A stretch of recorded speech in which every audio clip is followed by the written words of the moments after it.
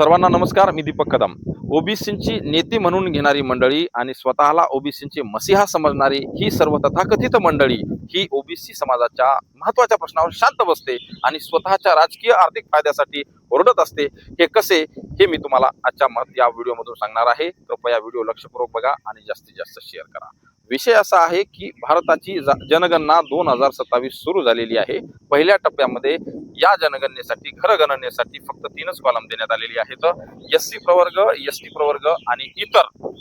याच्यामध्ये ओबीसीचा कॉलम कुठेही दिलेला नाही. ओबीसी समुदायाचा इम्पेरिकल डाटा जमा करण्यासाठी आणि तो कोर्टामध्ये सादर करून ओबीसीचं राजकीय आरक्षण टिकवण्याच्या दृष्टीनं हा अतिशय महत्वाचा आहे.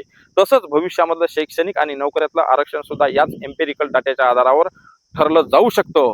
म्हणजे ओबीसीचं भविष्य ठरवणारी जी घटना आहे तिथं हे सगळे नेते मंडळी चूप बसलेली आहे. हे आपण लक्षात घेतलं पाहिजे.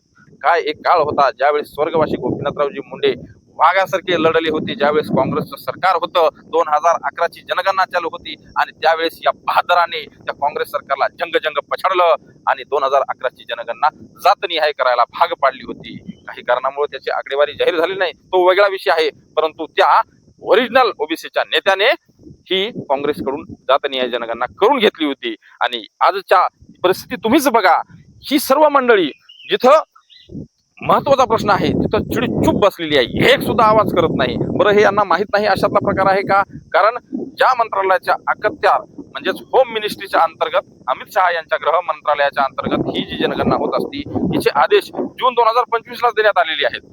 बरं, त्यावेळेस असं समजूयात की गोपनीयतेमुळे यांना माहित नाही, परंतु प्रत्यक्षातले आदेश एप्रिल 2026 पासून प्रत्येक जिल्ह्याच्या जिल्हाधिकाऱ्यांकडे ती पूर्ण डायग्राम त्याच्याकडे आलेला आहे आणि त्याच्यामध्ये 3च कॉलम आहेत. हे सर्व जनतेला एप्रिल 2026लाच कळालं होतं.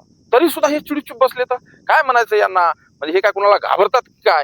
की फक्त जेव्हा मनोजदादा जरांगे पाटील यांनी मराठ्यांच्या न्याय हक्कासाठी आरक्षणासाठी कोणत्या तरी एखादी घोषणा केली की मग इकून एक बोंबलायचं, तिकून एक बोंबलायचं, तिकून एक बोंबलायचं, चाव चाव चाव करायचं आणि फक्त जाती मध्ये भांडणं लावायची, एवढंच काम हे ही तथाकथित मंडळी करते की काय? हा प्रश्न आपण स्वतःला विचारला पाहिजे. असो, ओबीसींचा प्रवर्ग या जातनिहाय जनगणनेमध्ये असायला पाहिजेत की नाही हे तुम्ही कमेंटमध्ये कळवा आणि व्हिडिओ आवडल्यास जास्तीत जास्त शेअर करा, फॉलो करा, सबस्क्राईब करा. धन्यवाद. जय जिजाऊ, जय शिवराय.